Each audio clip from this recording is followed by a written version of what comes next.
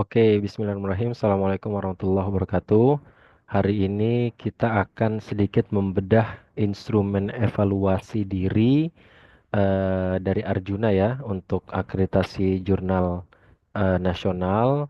Dan ini instrumen evaluasi diri terbaru. Ya, ini saya buka lamannya tanggal 15 April 2025. Ya, kita akan cek apakah ada keterbaharuan dari instrumen sebelumnya dan semoga ini bermanfaat. Oke, yang pertama ada penamaan jurnal ilmiah ya. Nah, di sini ada tiga pilihan. Ada spesifik mencerminkan super spesialis atau spesialisasi disiplin ilmu tertentu, kurang spesifik dan bersifat umum, kemudian tidak spesifik memakai nama lembaga atau institusi lokal. Nah, ini bisa dipilih ya. Oke, kemudian nanti tinggal diklik simpan. Lalu kita berpindah ke bagian yang kedua yaitu kelembagaan penerbit. Untuk kelembagaan penerbit ada satu poin. Nah, di sini ada tiga skor ya. Ada organisasi profesi ilmiah dan seterusnya. Nanti kawan-kawan bisa baca sendiri, disesuaikan dengan identitas jurnalnya masing-masing atau asal jurnalnya masing-masing. Kemudian ada yang skor 3 dan ada penerbit selain A dan B. Itu skornya 1. Oke, kemudian diklik simpan dan kita lanjut ke poin yang ketiga yaitu penyuntingan dan manajemen jurnal. Nah, di penyuntingan dan manajemen jurnal di sini ada 6 poin. Yang pertama adalah pelibatan mitra bestari. Nah, ini ada 4 poin ya. Ada yang skornya 6, 4, 2, 1, dan 0. Dan yang paling tinggi adalah 6, itu melibatkan mitra bestari berkualifikasi internasional lebih dari 50% total. Dan berasal dari 4 negara atau lebih. Jadi kalau misalnya jumlah mitra bestarinya lebih banyak dari 50% total mitra bestari itu dari luar negeri, internasional, dan dia berasal dari 4 negara atau lebih, maka nilainya maksimal di 6 ya. Nah, nilainya maksimal di 6. Sedangkan kalau 50% itu lebih adalah review apa mitra bestari dari nasional dan hanya beberapa yang kita punya reviewer itu berasal dari 2 hingga 3 negara itu skornya 4 ya. Oke, kita lanjut. Yang kedua, mutu penyuntingan substansi. Itu juga ada 3 ya. Ada baik sekali, mitra bestari secara ketat menulis naskah dan seterusnya. Ini kawan-kawan silahkan untuk disesuaikan. Kemudian ada kualifikasi Dewan Penyunting. Nah, ini juga ya kurang lebih sama dengan mitra bestari tadi. Lebih dari 50% Dewan Penyunting dan berkualifikasi internasional serta berasal dari 4 negara atau lebih itu nilai maksimalnya ya. Jadi skornya bisa dapat 5 ya. Oke. Kemudian untuk petunjuk penulisan bagi penulis, di situ juga ada 3 ya. Ada terinci lengkap dan jelas, sistematis dan tersedia contoh format atau formatted template. Jadi kalau punya template dan itu sudah sangat jelas, skornya 1 ya. Kemudian mutu penyuntingan gaya dan format ini yang paling tinggi. Baik sekali dan sangat konsisten antar terbitan dan antar artikel. Jadi sebisa mungkin gaya dan format terbitan setiap isu itu sama ya dan itu konsisten. Kemudian untuk bagian keenam manajemen jurnal ilmiah, ya itu ada yang menggunakan penyuntingan secara daring penuh, maka ini skornya 2 ya. Dan saya rasa rata-rata untuk jurnal ilmiah sekarang sudah secara daring ya. Nah, ini skornya paling tinggi 2. Oke, kemudian ini bisa disimpan dan kita lanjut ke yang keempat yaitu substansi artikel. Pada bagian substansi artikel ini ada 9 poin.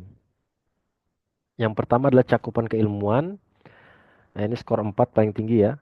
100% artikel sesuai dengan fokus dan scope jurnal. Jadi sebisa mungkin semua naskah yang masuk itu sesuai dengan scope jurnal yang sudah ditentukan ya. Itu skornya 4. Kemudian aspirasi wawasan. Nah, ini distribusi asal penulis ya. Nah, ini kalau sepemahaman saya, maka misalnya nih kalau jurnal baru, maka setiap volumenya ada 3 hingga 5 negara.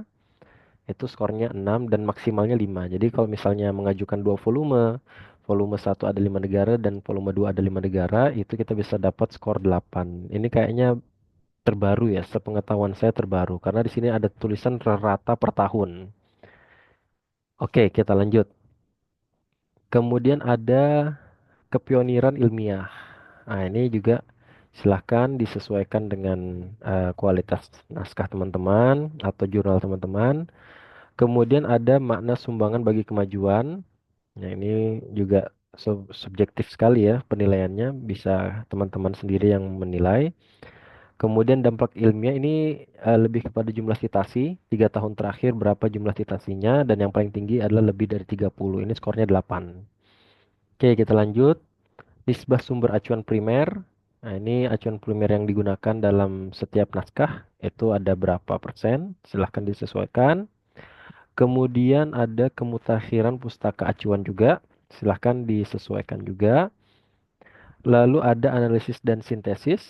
Ya, yang terbaik adalah sangat baik dan sangat mendalam. Ini tentunya indikatornya berdasarkan proses reviewer ya.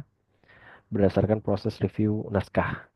Kemudian ada penyimpulan. Nah, ini juga subjektivitas teman-teman untuk menilai jurnalnya masing-masing. Oke, kemudian diklik simpan dan kita lanjut pada poin yang kelima yaitu gaya penulisan. Untuk gaya penulisan ada 9 poin juga. Yang pertama adalah keefektifan judul artikel.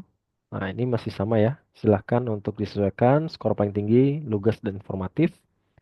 Kemudian pencantuman nama penulis dan lembaga penulis. Ya, ini lengkap dan konsisten. Saya rasa juga setiap rata-rata jurnal selalu menuliskan nama penulis dan lembaganya. Dan itu harus konsisten setiap terbitan. Kemudian abstrak, yang paling tinggi skornya 2, jelas dan ringkas, berbahasa Inggris dan atau bahasa Indonesia. Jadi boleh ada dua abstrak, boleh salah satunya. Karena ada kata atau di sini. Jadi kalau yang pakai bahasa Inggris saja silahkan, atau bahasa Indonesia saja silahkan. Kemudian kata kunci ya. Yang paling tinggi ada konsisten dan mencerminkan konsep penting dalam artikel. Kemudian ada sistematika penulisan artikel, lengkap dan bersistem baik. Itu yang paling tinggi ya, sistematika penulisannya.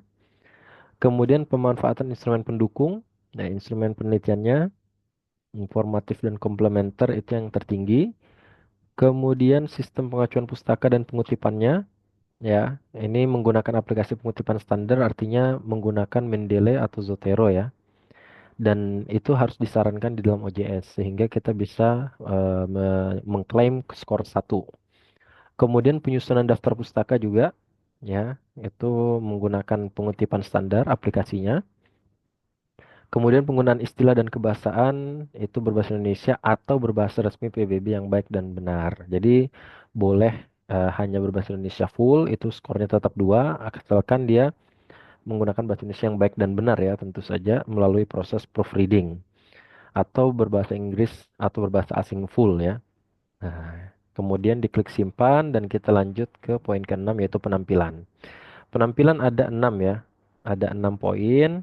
Yang pertama, poin pertama A4 ukurannya ya. Dan itu harus konsisten setiap terbitan, setiap naskah. Kemudian tata letak ya antar artikel dan antar terbitan. Ini di arsipnya harus diperbaiki, disesuaikan dengan eh, waktu terbitnya. Kemudian ada tipografinya ya.